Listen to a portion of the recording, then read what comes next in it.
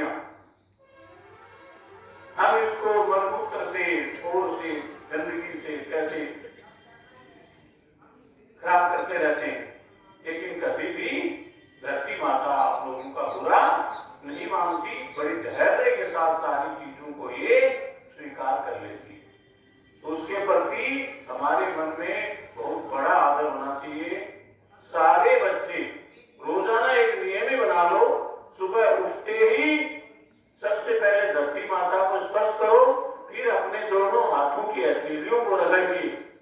ऐसे करके क्या बोलोगे?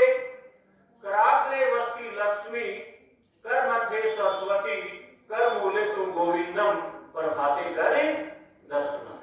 आपकी हाथों की जो अंगुलियां हैं, इनके जो आगे का हिस्सा है, इसमें लक्ष्मी का वास होता है, धन का वास होता है।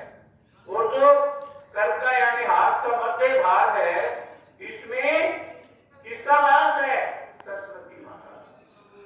और कर का जो मूल है, जिसको मणिबंध भी कहते हैं, यहाँ गोविंद बसते हैं, यहाँ भगवान बसते हैं। और आप अपने हाथों के दर्शन रोजाना करोगे तो कभी भी आपकी कोई मुश्किल आने वाली नहीं। आपका भाग्य किसी दूसरे के हाथ में नहीं है, आपके ही हाथों में है।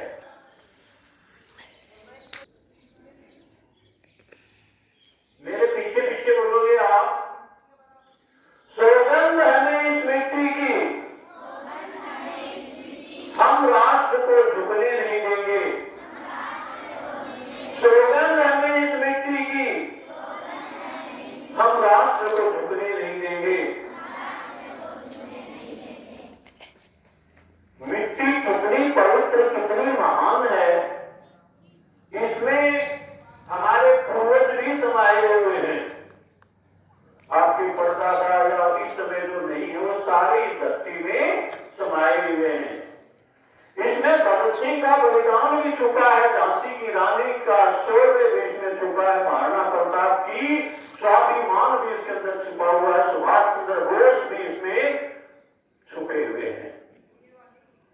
चाहे किसी भी पंथ संप्रदाय के लोग हों, चाहे उनका अंतिम संस्कार जलाकर के किया जा रहा हो, चाहे उनको दफनाया जा रहा हो, एक दिन रात या मिट्टी बन के इस धरती माता में ही वो समा जाते हैं। इसका हमें बड़ा सम्मान और आदर करना चाहिए। आज का प्रश्न सुनिए आप। आपने महान क्रांतिकारी चंद्रशेखर का आजाद का नाम सुना होगा। आपकी जो ऊपर मंजिल है, उसके सामने दो फोटोएं लगी हुई हैं। मैंने आप लोगों को कह रखा है, आते जाते उनके दर्शन जरूर किया करो। चंद्रशेखर आजाद वर्तमान मध्य प्रदेश के झाबुआ नामक स्थान से बिलोंग करते हैं। देश की गुलामी को बर्दाश्त नहीं कर पाए, घर छोड़ दिया, हिंदुस्तान सोशलिस्ट रिपब्लिकन आर्मी का गठन किया, जिसमें बाद में भगत सिंह भी शामिल हो गए थे और देश की आजादी के लिए लड़ने लग गए।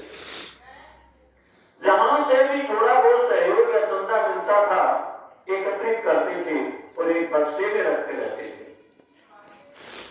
जो क्रांतिकारी थे उनको 2 आने खाने के लिए भी दिया करते थे रोजाना। चंद्रशेखर आजाद बक्से की चाबी उनके पास हुआ करती थी।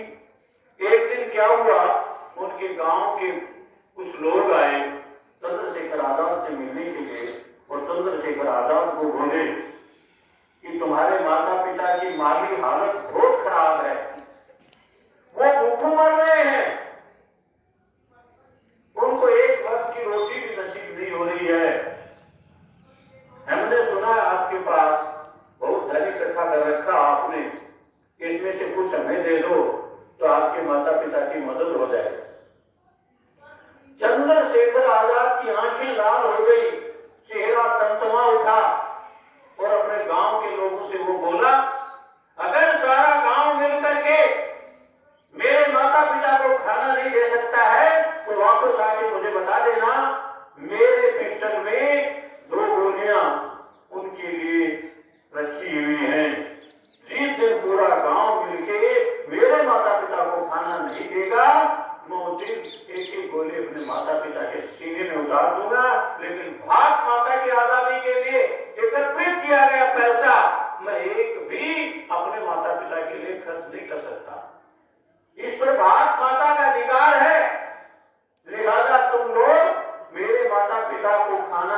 सकते हो और नहीं दे सकते हो तो मुझे बताना।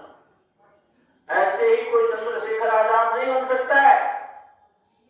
23 साल की उम्र में भरी जवानी में भगत सिंह फांसी चढ़ गए, ऐसे ही भगत सिंह नहीं बना जाता।